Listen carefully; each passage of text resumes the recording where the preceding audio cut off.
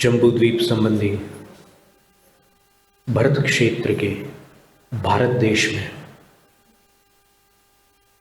धर्म तीर्थ शासन नायक प्रथम तीर्थंकर वृषभदेव भगवान को आदि लेकर अंतिम तीर्थंकर भगवान महावीर स्वामी पर्यंत 24 तीर्थंकर हुए हैं। उन सभी जिन राजों को विनम्र प्रणाम। 3 लोक 3 काल संबंधी पंच परम गुरु स्वरूप पांचों परमेष्ठी अरहंत सिद्ध आचार्य उपाध्याय और सर्व साधु भगवंतों को भक्तिपूर्वक नमस्कार।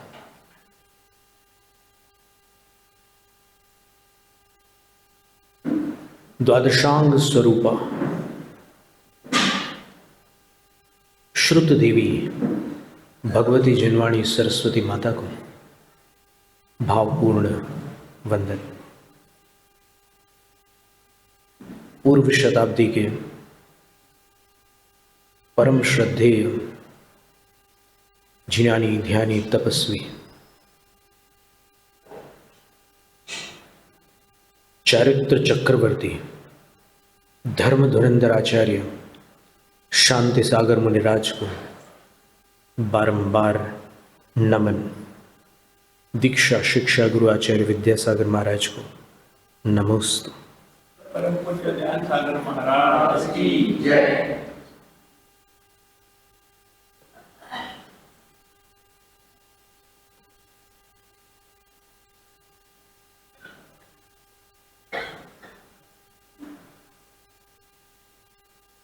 नव देवता व्याख्यान माला में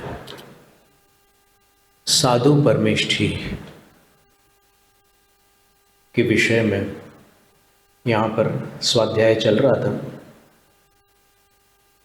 साधु परमेष्ठी कौन है, तो उनके विषय में कुछ बातें अपन ने पढ़ी थी। अब प्रवचन सार ग्रंथ की 245वीं गाथा में कुंदकुंद आचार्य महाराज ने साधु के 2 भेद बताए।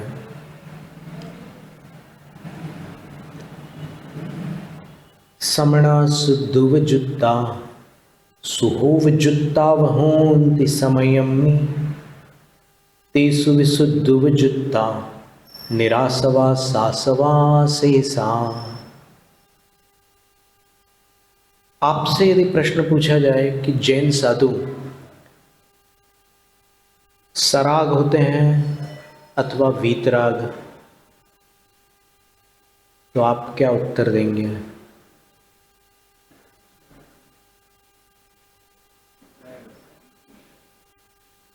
अथवा इस प्रश्न में एक विकल्प और जोड़ दें कि सराग भी होते हैं वीतराग भी होते हैं। एक विकल्प होगा सराग होते हैं, एक वीतराग होते हैं, और एक सराग भी हो सकते हैं वीतराग भी हो सकते हैं। तो इन तीनों में से आपको अभी तक जो भी जानकारियां मिली है जैन धर्म की, उसके आधार पर आप जैन साधु के विषय में क्या कहेंगे कि जैन साधु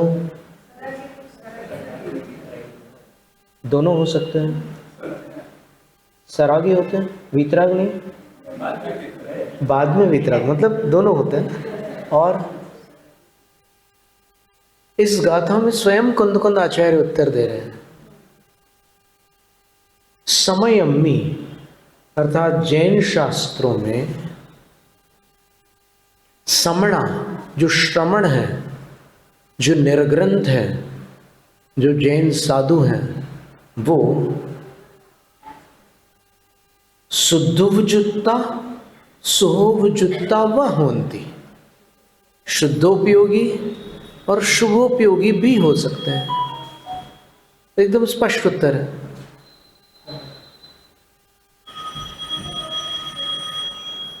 तो शुद्धोपयोगी जो है वो वीतराग है, और शुभोपयोगी जो है वो सराग है। स्वयं आगामी गाथाओं में आचार्य महाराज ने स्वयं लिखा है। और फिर ये भी लिखा है कि तेसु भी, उन दोनों प्रकार के श्रमणों में शुद्धोपयुक्ता निरासवा, शुद्धोपयोगी जो साधु हैं वो आश्रव बंध से रहित है। क्योंकि वीतराग है, राग नहीं है, तो फिर कर्मों का आश्रव बंध कैसे होगा। और सासवा शेष, और जो शेष है अर्थात जो शुभोपयोगी हैं वो सराग होने से आश्रव सहित है। ऐसे दो भी बताएं। अब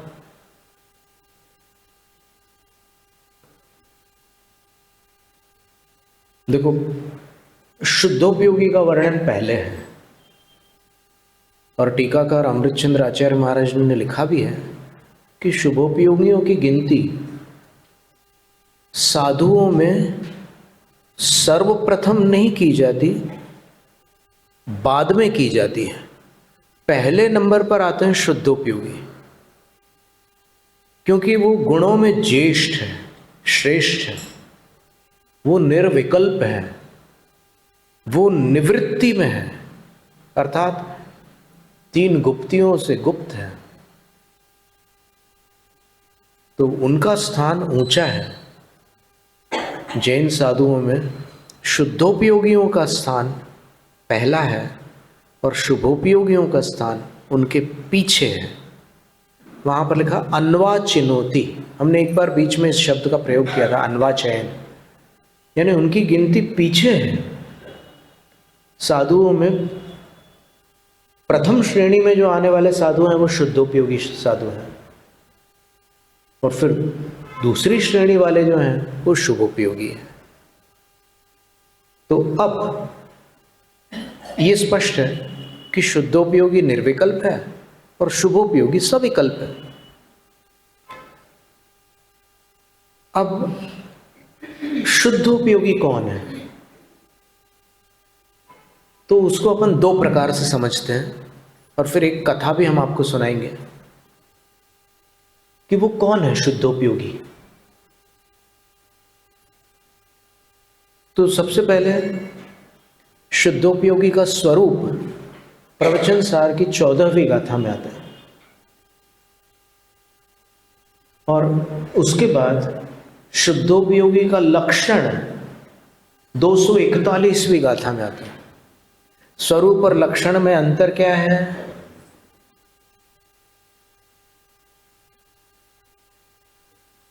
स्वरूप में अधिकतम जो कुछ उसमें शक्य है समाविष्ट करते हैं, और लक्षण में कम से कम इतना होना जरूरी है, वो लक्षण है। जैसे परमात्मा, जैन शासन में परमात्मा का लक्षण क्या है और स्वरूप क्या है, कोई बता सकते हैं? जैन शासन में जो परमात्मा है, लक्षण यानी उनकी पहचान क्या है, कम से कम क्या होना चाहिए परमात्मा में?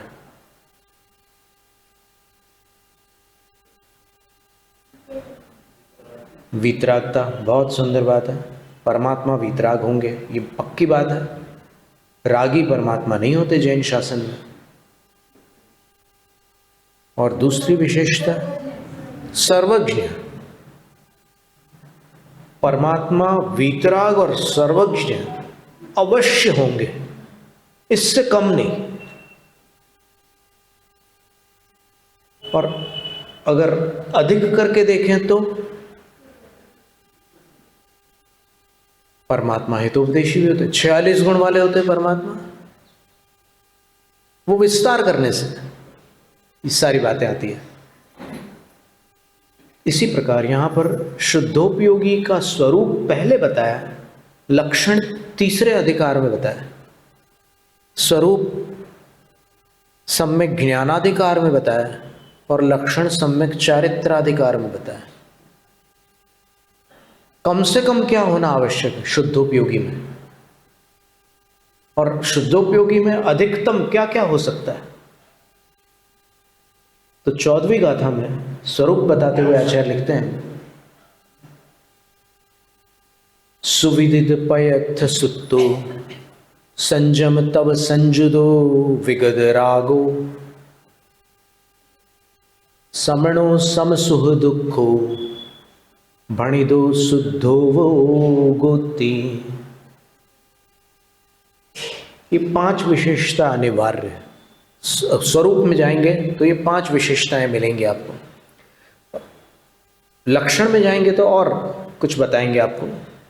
पहले बोल रहे हैं कि सुविदित पयत्थ सुत्तो, जिन्होंने पदों को और पदार्थों के प्रतिपादक सूत्रों को और उनके अर्थ को सुविदित कर लिया है, भली प्रकार समझ लिया है। अर्थात पहली विशेषता हुई स्वरूप में, शुद्धोपयोगी के स्वरूप में सबसे पहली विशेषता ये हुई कि वो आगम के मर्मज्ञ होंगे। जो आगम के मर्मज्ञ नहीं है उनको यहाँ शुद्धोपयोगी के स्वरूप में ग्रहण नहीं किया है। फिर दूसरी विशेषता क्या है? मात्र आगम के मर्मज्ञ होने से शुद्धोपयोगी का स्वरूप घटित हो जाएगा? बोले नहीं, अभी और सुनो। संयम तव संजुदो, संयम और तप से संयुत होंगे, यानी असंयत नहीं होंगे। ध्यान से सुनना, शुद्धोपयोगी जो भी हैं वो असंयत नहीं होंगे, संयत होंगे। और कैसे होंगे? केवल संयत नहीं, तपस्वी संयत होंगे, तपस्या वाले संयत होंगे। और विगत रागो, वीतराग होंगे, राग रहित होंगे। और समणो, श्रवण होंगे। निर्ग्रंथ साधु को श्रवण कहते हैं, तो शुद्धोपयोगी श्रवण होंगे। फिर कैसे श्रवण होंगे? क्या सारे श्रवण शुद्धोपयोगी होंगे? नहीं। तो बोलते हैं कि समसुह दुखो, जो ऐसी ध्यानावस्था को प्राप्त हो गए हैं जिस अवस्था में दुख हो या सुख हो वो उनके लिए समान हो जाता है,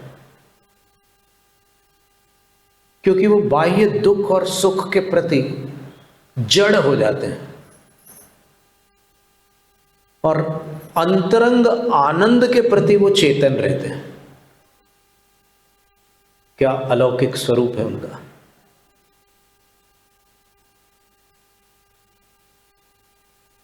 यो चिंत निज में थिर भय, तब अकथ जो आनंद लह्यो, सो इंद्र नाग नरेंद्र वा अहमिंद्र के नाही कहियो।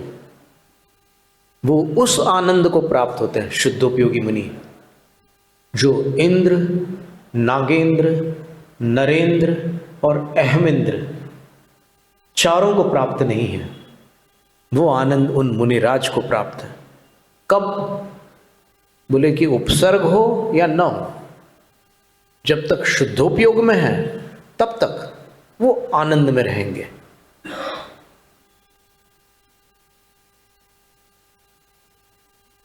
तो यह शुद्धोपयोग का स्वरूप है। अब शुद्धोपयोग का लक्षण सुन लो क्या है। अब स्वरूप और लक्षण में कुछ तो समानता रहती है। वो समानता ध्यान देने योग्य है। क्या है? समसत्तु बंधु वग्गो, समसुह दुखो, पसंस निंद समो, समलोठु कंचनो पुण, जीवित मरणे समो समणो।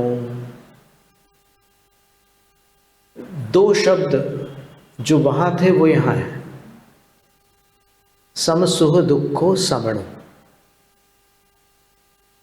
यानी श्रवण ये भी है और सम सुख दुख सुख और दुख जिनके लिए समान हो चुके हैं, ऐसे ये भी है।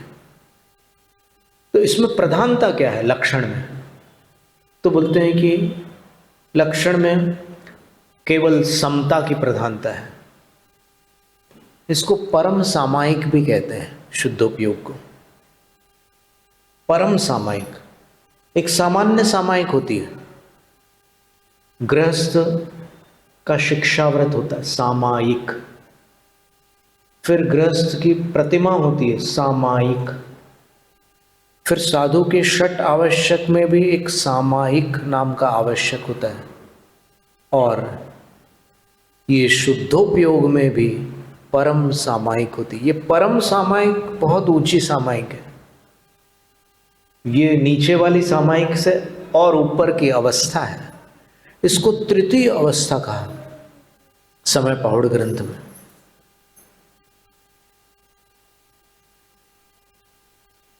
एक अवस्था है अशुभ, दूसरी अवस्था है शुभ, और तीसरी अवस्था है शुद्ध। ये तीसरी अवस्था है। और फिर अब देखिए कहां कहां केवल समता को पकड़ा उन्होंने लक्षण में, कि जो समता की मूर्ति हो चुके हैं ध्यानावस्था में है, प्रवृत्ति में नहीं है। देखो प्रवृत्ति में भी एक समता होती है, लेकिन यहां पर ये निवृत्ति में है। कैसे है? तो बोलते हैं कि सत्तु बंधु वग्गु, शत्रु वर्ग और बंधु वर्ग दोनों के प्रति समता भाव है। नागदत्त मुनिराज की कथा कभी आपको पढ़ने मिले या फिर सुनने मिले, या आपकी उत्कंठा हो सुनने की, तो उसमें ज़रूर देखना कि क्या समता थी उनके अंदर। उनकी समता को देखकर उनकी मां रुष्ट हो गई, और जो उपद्रव कर रहा था वो संतुष्ट हो गया। कितनी विचित्र बात है, मां रूठ गई और जो उपद्रव करने वाला था उसका हृदय परिवर्तित हो गया।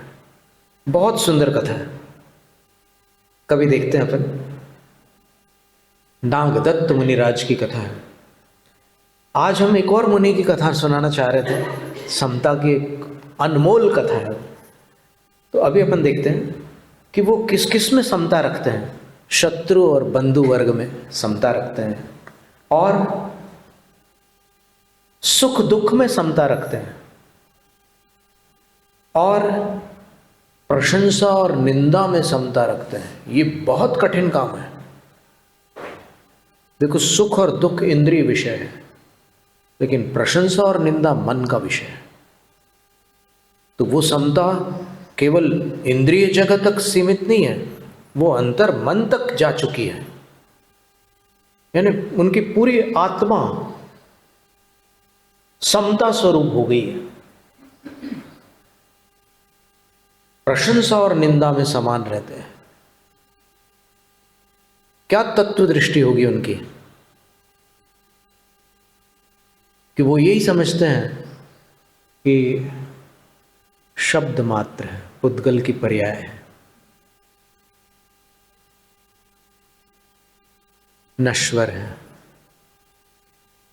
और उन शब्दों के पीछे बोलने वाले के तत्कालीन विचार मात्र जुड़े हैं और कुछ नहीं।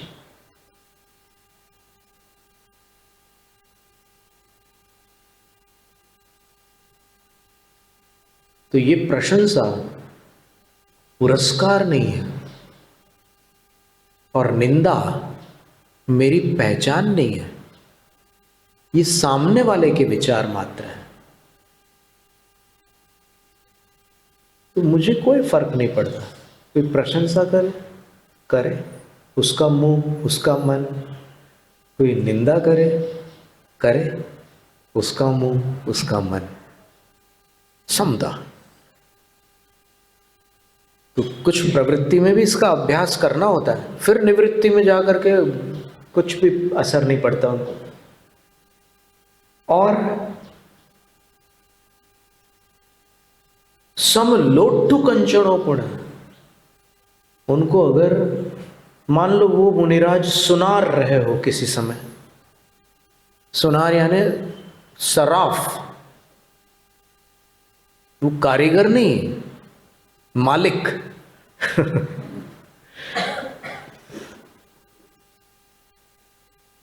उनको पहचान हो कि देखते ही साथ समझ जाए कि ये कितना मूल्यवान स्वर्ण है, इसमें कितना बट्टा है, कितना ओरिजिनल है, वो देख के ही पहचान सकते हैं।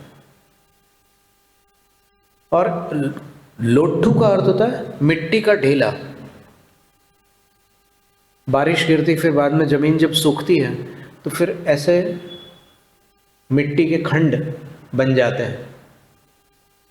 तो शुद्धोपयोगी श्रमण जो होंगे उनके लिए वो 16 बानी सोना 24 कैरेट्स गोल्ड और वो मिट्टी का ढेला एक बराबर होगा, दोनों ही पुद्गल परमाणुओं के पिंड होंगे।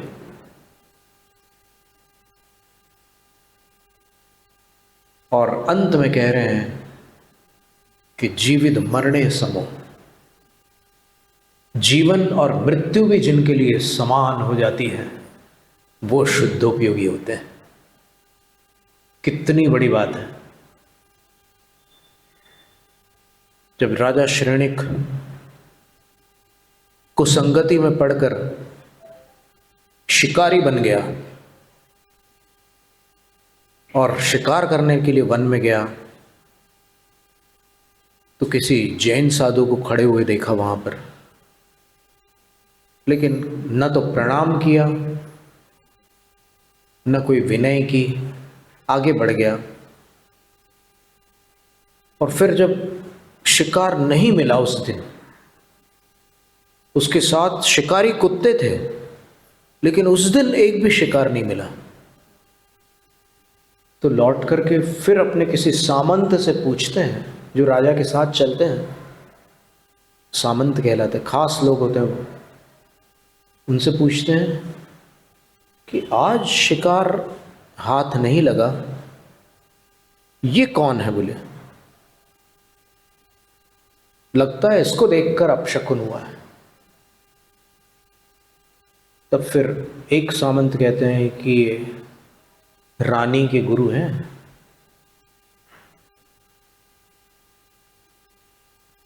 तो राजा को लगा कि अरे हमारी चेलना रानी तो इनको गुरु मानती है और किसी को नहीं मानती।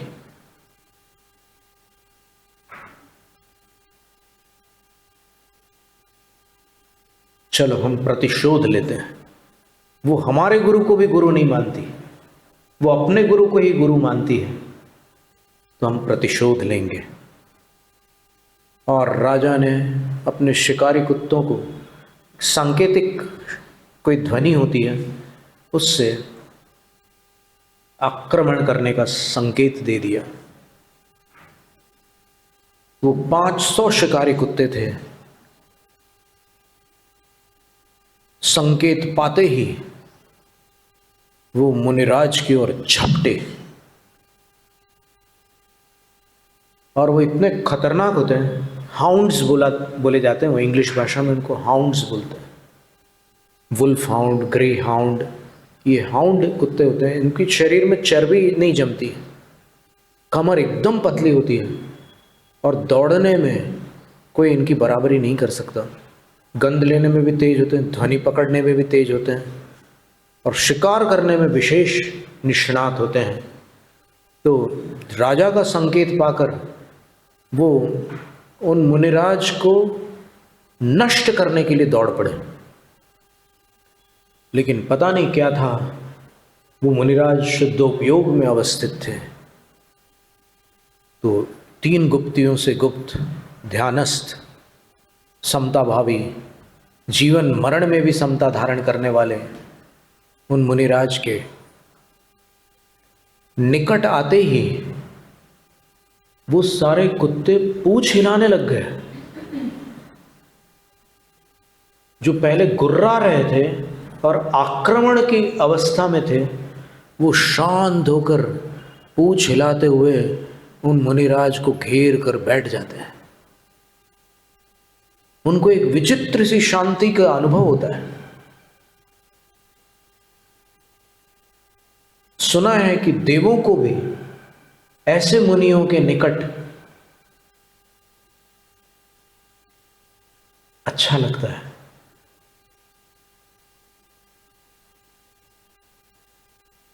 राजा को लगता है कि अरे ये तांत्रिक साधु है, कुत्तों को इसने कीलित कर दिया। चलो अब देखता हूं मुझे कीलित कर पाता है कि नहीं, मैं स्वयं इनका काम तमाम करूंगा। और जैसे ही वो अपने घोड़े को आगे बढ़ाना चाहते हैं तो झाड़ियों से एक नाग निकल करके ऐसे सामने फण फैला कर खड़ा हो जाता है, किंग कोबरा, नागराज। तो घोड़ा अपने दोनों सामने के पैर उठा करके ऊपर पीछे के पैरों पर खड़ा हो जाता है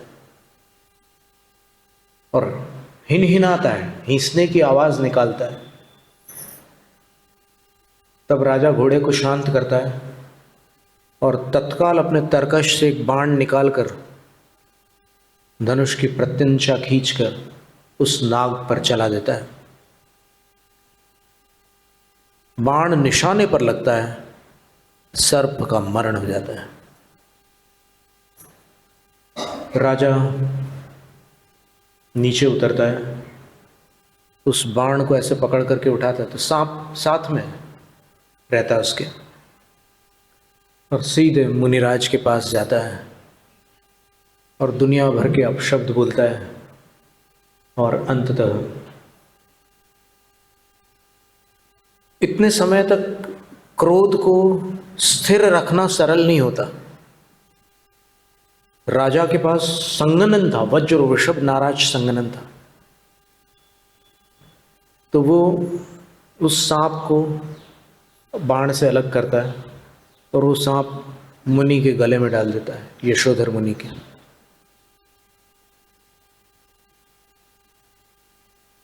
और फिर अपने सामंतों से कहता है कि चलो वापस चलते हैं। वध नहीं करता मुनिराज का।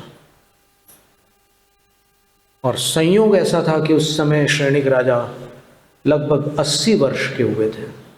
उनकी आयु उस काल में 80 वर्ष की थी। पर ऐसी कोई वृद्धावस्था जैसी स्थिति नहीं थी। उस समय की आयु दीर्घ आयु होती थी, 120 वर्ष की आयु होती थी मनुष्यों की। तो राजा श्रेणिक की भी 120 वर्ष की आयु थी, पूर्ण आयु उनकी 120 वर्ष की थी, 80 वर्ष की आयु हो चुकी थी। तो उस समय क्या विचित्र संयोग था कर्मों का कि जब उनकी कषाय तीव्र थी तब वो मारना चाह रहा था साधु को, पर थोड़ी मध्यम हुई तो मारने के स्थान पर उसने गले में सांप डाल दिया और मध्यम कषाय में ही कृष्ण लेश्या के साथ रौद्र ध्यान पूर्वक, हिंसानंद रौद्र ध्यान पूर्वक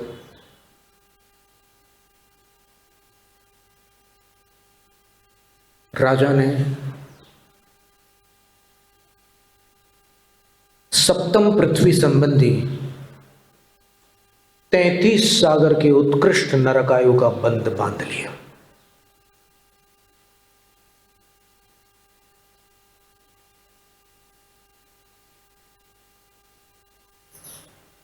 वापस घर आ जाता है। 2-3 दिन व्यस्तता रहती है, भूल भी जाता है एक प्रकार से कि साधु के साथ मैंने क्या किया था। अब बद्धायुष्क हो चुका है वो राजा। जो जीव बद्धायुष्क होता है उसकी गति का छेदन नहीं हो सकता, स्थिति का छेदन हो सकता है। यानी कि जिस आयु को उसने बांध लिया है उस गति में तो उसको जाना ही पड़ता है, लेकिन उसकी अवधि कम हो सकती है, बढ़ सकती है। अगर अंतिम अवधि होगी तो उससे ज़्यादा नहीं बढ़ेगी, लेकिन कुछ परिवर्तन हो सकता है। तो 3 दिन बाद जब रानी से राजा कहता है कि अरे रानी, मैं एक बात बताना ही रह गई मेरी, मुझे तुम्हारे गुरु मिले थे और मैंने उनका सत्कार किया।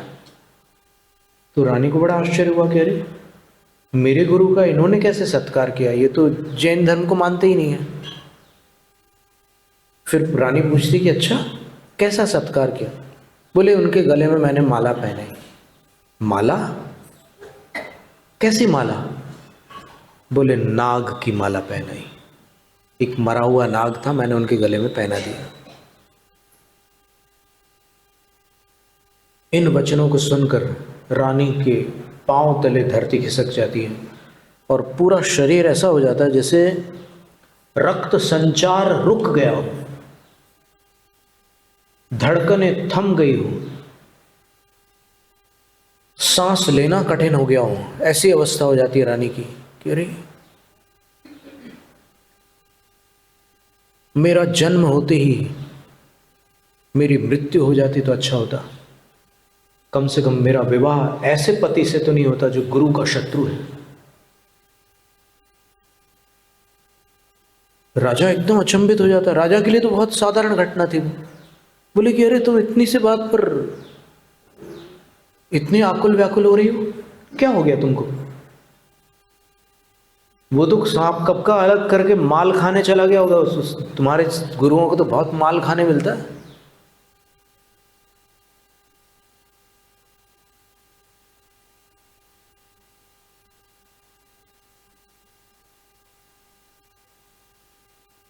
रानी को आंसू आ जाते हैं और कहती है कि हे स्वामी,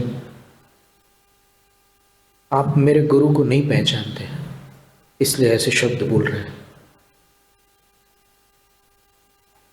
ये आपने जो उपसर्ग किया है, आपने अपने लिए दुर्गति का द्वार खोल दिया है।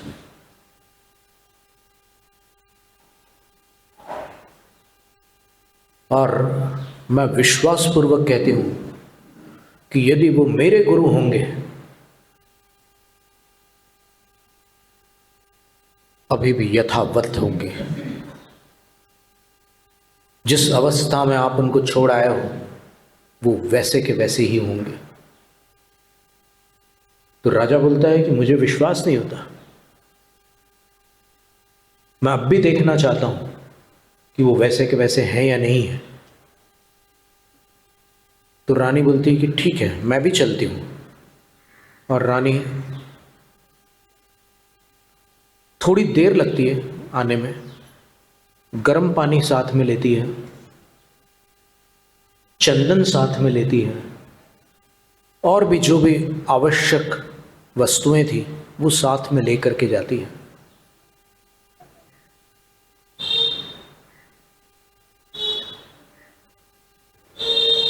और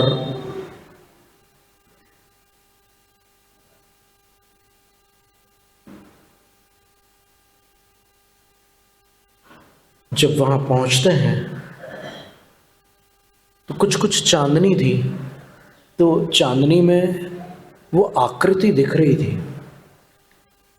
कि साधु वहीं वैसे के वैसे खड़े हुए हैं।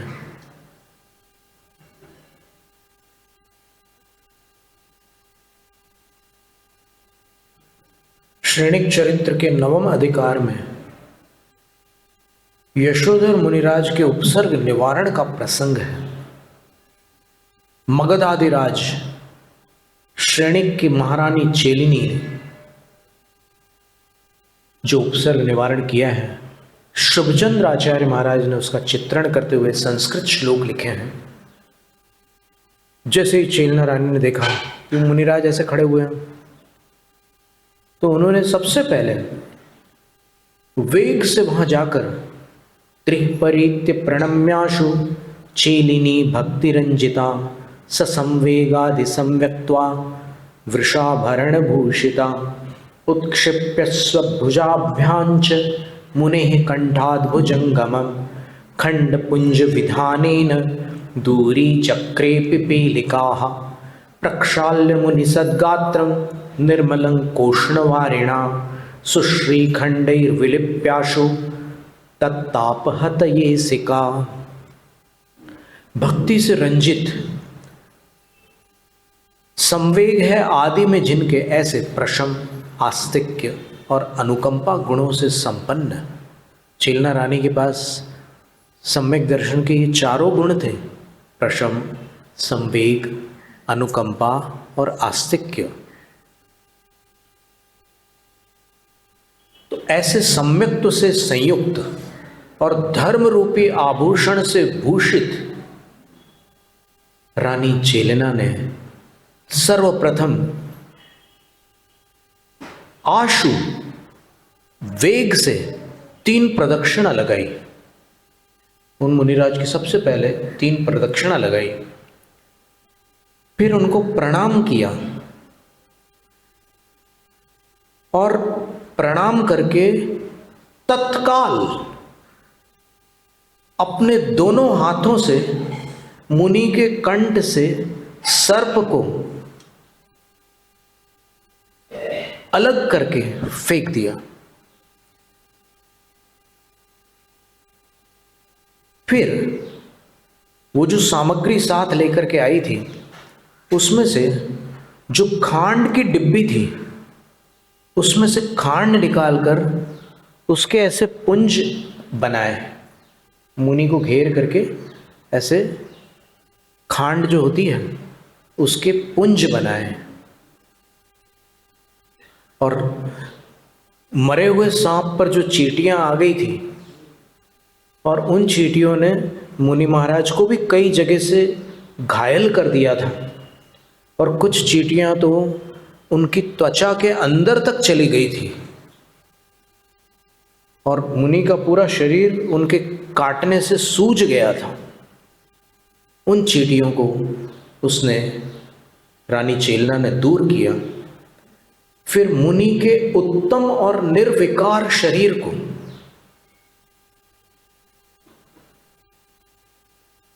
कोष्ण वारिणा कुनकुने जल से धोकर उनका ताप नष्ट करने हेतु, क्योंकि चींटियां काटती है तो जलन होती है, तो उस जलन को शांत करने के लिए फिर से लिखा है तत्काल उत्तम चंदन का उपटन लगाया। रानी जी, संस्कृत श्लोक के सीधे सीधे शब्दों का अर्थ है। हिंदी अनुवाद में ये अनुवाद आपको नहीं मिलेगा क्योंकि अनुवादकों की धारणा इससे अलग है। उनके अंदर अभी इतने बड़े शुद्धोपयोगी मुनि के प्रति भी स्त्री पुरुष का भाव आ रहा है, इसलिए उन्होंने अनुवाद, किसी ने भी ईमानदारी से अनुवाद नहीं किया है इन श्लोकों का। अभी हमारे पास 4-5 अनुवाद रखे हुए हैं, लेकिन किसी ने अनुवाद सत्यनिष्ठा से नहीं किया है। संस्कृत श्लोक के अर्थ बदल करके उन्होंने अपने ढंग से अनुवाद कर दिया है। कोई बात नहीं, अपन उन पर कषाय नहीं करते, जैसी जिसकी मति है वो वही कर सकता है ना। तो इन 3 श्लोकों में रानी द्वारा किए गए 6 कार्य बताए गए हैं। उसने 3 परिक्रमा लगाई, पहला कार्य।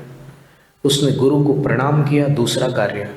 उसने अपने दोनों हाथों के द्वारा उनके गले से मरा हुआ सर्प दूर फेंका, तीसरा कार्य। उसने खांड के ढेर लगाकर चींटियों को दूर किया, चौथा कार्य। उसने चींटियों द्वारा घायल मुनिराज के शरीर को गुनगुने जल से धोया, 5वां कार्य। और छठा कार्य, उसने मुनिराज के घावों पर चंदन का उपटन लगाकर जलन को शांत किया। देखो, ब्रह्मचर्य का जो स्वरूप जैन आगम में है उसको न समझने वाले इस बात को अस्वीकार करेंगे, क्योंकि उनकी दृष्टि में ब्रह्मचर्य कुछ और ही है जो उन्होंने कल्पित कर रखा है। वास्तव में वो ये मानते हैं कि अगर स्त्री छू ले तो ब्रह्मचर्य से साधु भ्रष्ट हो जाते हैं।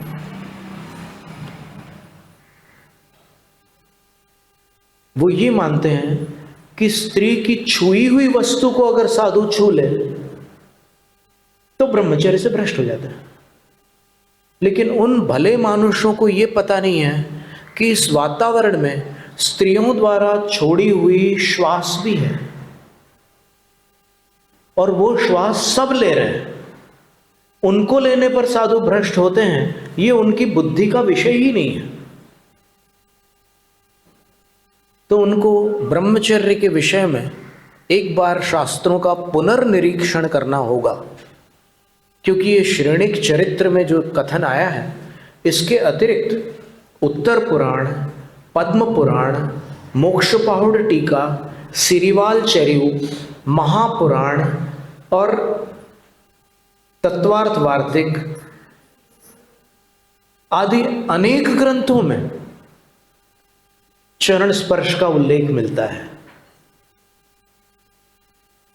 तो जो लोग ये मानते हैं कि चरण स्पर्श करने से साधु भ्रष्ट हो जाते हैं, ये साधु हम इनको नमोस्तु नहीं कर सकते, इनके चरण तो महिलाएं छूती है, तो उनको जैन धर्म का ज्ञान ही नहीं है। उनको पता ही नहीं है कि साधु का ब्रह्मचर्य महाव्रत क्या होता है, क्योंकि उनको स्त्री दिख रही है और साधु को बहन, मां और बेटी दिख रही है। यही तो फर्क है ना साधु और असाधु में। क्या मां जब अपने बच्चे को छूती है तो उसका शील दूषित होता है या बच्चे का शील दूषित होता है? बहन जब भाई को राखी बांधती है तब दोनों में से किसी का शील दूषित होता है? और पिता जब बेटी को छूता है तब उनमें से किसी एक का शील दूषित होता है? असंभव है। इसलिए शील को समझने के लिए थोड़ी पवित्रता आवश्यक है। आपके अंदर वो पवित्रता नहीं है, वातावरण बहुत दूषित है। आज ये स्थिति बन चुकी है कि भोग दृष्टि हो गई है। जहां भी दृष्टि पड़ती है तो फिर अंतरंग में वो आप ज्ञान से नहीं देख पाते उसको, आप हर वस्तु को भोग्य वस्तु समझते हैं। तो कहां से ब्रह्मचर्य समझ में आएगा आपको? वो साधु कितने महान हैं उसकी कल्पना भोगी कैसे कर सकता है? योगी भोगी का विषय ही नहीं है। योगी को समझने के लिए भोगों से थोड़ा सा ऊपर उठना पड़ेगा। तो जब राजा को यह दृष्टिगोचर हुआ कि ऐसे साधु हैं, और साधु ध्यानस्थ थे, जब उनका ध्यान पूर्ण हुआ तब रानी ने उनको पुनः नमोस्तु किया, अर्घ चढ़ाया, राजा की ओर दृष्टिपात किया। तो राजा और रानी की दृष्टि की भाषा समझ गए और राजा भी वहां आकर के प्रणाम करने लगे। यानी रानी की दृष्टि में यह संकेत था कि क्या अब भी मेरे गुरु पर संदेह है आपको? तब राजा को लगा कि नहीं, अब संदेह नहीं है, अब मैं भी उनको प्रणाम करता हूं। और जब दोनों ने प्रणाम किया तो उन मुनिराज ने ऐसे हाथ उठा करके उभयोर धर्म वृद्धि रस्तु, दोनों को मेरा आशीर्वाद है, धर्म वृद्धि का आशीर्वाद है।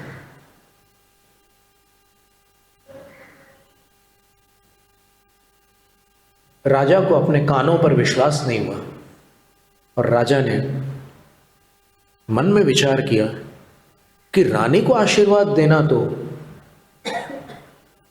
संगत लगता है, लेकिन मुझे, मैंने तो 3 दिन तक इनको भूखा रखा, मैंने इनको चींटियों का असह्य कष्ट प्रदान किया, मुझे कैसे आशीर्वाद दे सकते हैं? लेकिन नहीं, मेरे कानों में वो शब्द तो पड़े हैं, अभी तक गूंज रही है आवाज उनकी, उभयोर धर्म वृद्धि रस्तु। उभयोर, दोनों को धर्म वृद्धि आशीर्वाद है।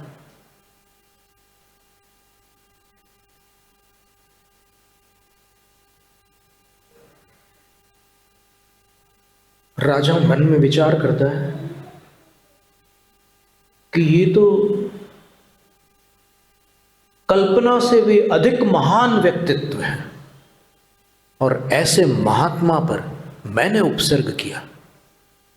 मैं ही राजा हूं, मैं ही अपराधी। इस अपराध का राजा क्या दंड देगा? अपराधी को एक ही दंड है, मृत्यु दंड। मुझे इसी क्षण अपने ही खड्ग से अपना शिरश्छेद करके वो यहां इनके चरणों में अपना मस्तक रख देना चाहिए। मुनिराज कहते हैं कि राजन,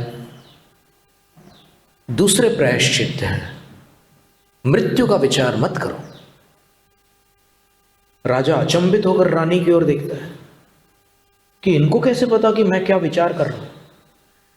तब रानी कहती है कि आपको इतना आश्चर्य हो रहा है? नहीं, अभी भी आपने मेरे गुरु की महिमा को नहीं समझा है। इन्होंने आपके मन की बात जान ली, आप अचंभित हो गए। आप इनसे अपने भवांतर पूछ लो।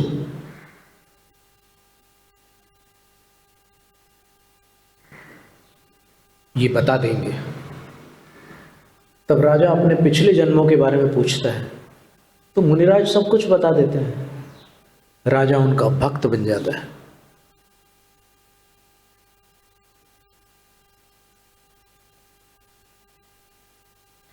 जिन पर उपसर्ग करके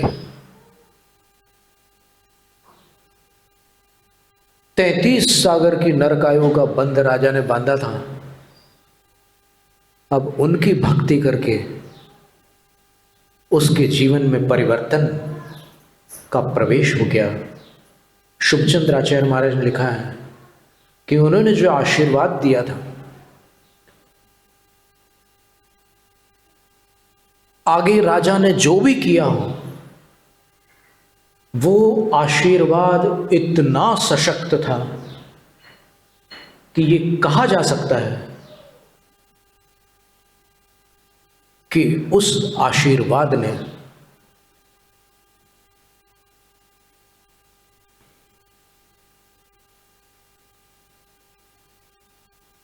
राजा को आगामी 24वीं का प्रथम तीर्थंकर बना दिया।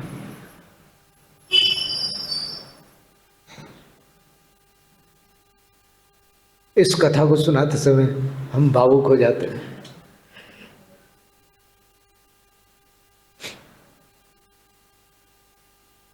ये है शुद्धोपयोगी मुनि, जैनम जयतु शासनम।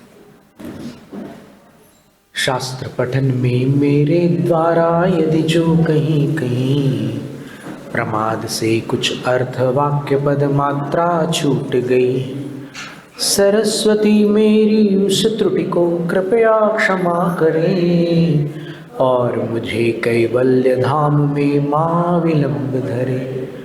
वांछित फलदात्री चिंतामणि सदृश मात तेरा, वंदन करने वाले मुझको मिले पता मेरा।